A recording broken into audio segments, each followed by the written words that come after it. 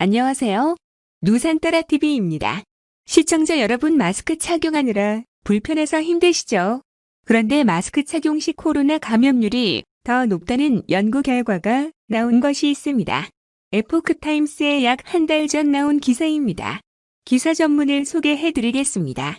제목: 마스크 의무화 시행, 오히려 중공 바이러스 감염률 상승, 미 연구팀. 글쓴이 남청희. 2020년 12월 24일 마스크 착용 의무화가 중공 바이러스 코로나19 확산 차단에 도움이 안 되며 오히려 감염자 수를 증가시킨다는 연구 결과가 나왔다.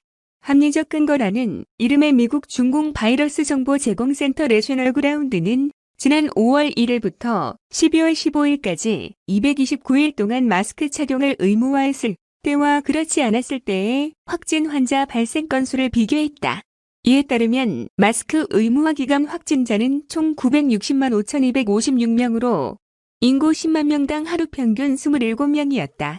반면 의무화하지 않거나 일부 의무화할 때 확진자는 총 578만 1,716명으로 10만 명당 하루 평균 17명에 그쳤다. 미국의 여러 주에서는 마스크가 의무화된 날도 있었고 그렇지 않은 날도 있었다. 연구 결과에 따르면 의무화하지 않았을 때 하루 평균 발생 건수가 10건, 약 40% 더 적게 나타났다. 단체 설립자인 저스틴 하트는 지난 20일 현지 시각 트위터를 통해 마스크 의무화 기간과 그렇지 않은 기간 사이의 반비례 관계는 놀랍다고 평했다.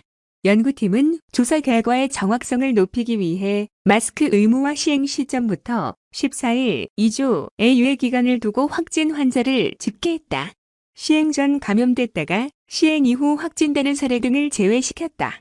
마스크 전면 의무화를 하지 않은 주는 알래스카, 애리조나, 플로리다, 조지아, 아이다호, 아이오와, 미주리, 노스다코타, 네브래스카, 뉴햄프셔, 오클라호마, 사우스캐롤라이나, 사우스다코타, 테네시, 와이오밍 등 15개 주였다. 연구팀은 마스크 의무화를 시행한 주에서는 초기에 바이러스가 단기간에 빠르게 마스크 착용에 따르는 효과가 제대로 평가되지 않았을 가능성도 염두에 뒀다.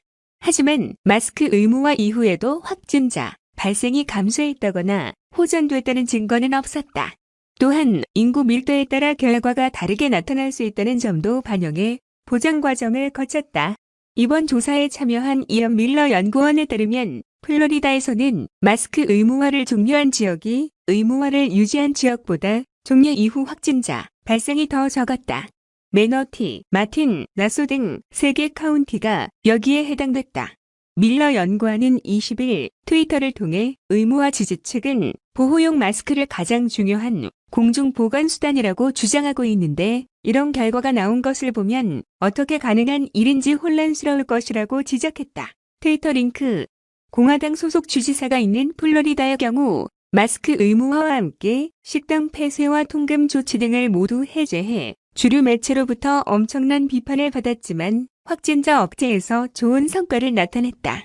반면 캘리포니아주는 실내 식당 영업 폐쇄에 이어 통금, 실외 식당 영업 폐쇄 등 강력한 조치를 연이어 내놓았지만 확진자 급증을 피하지는 못했다.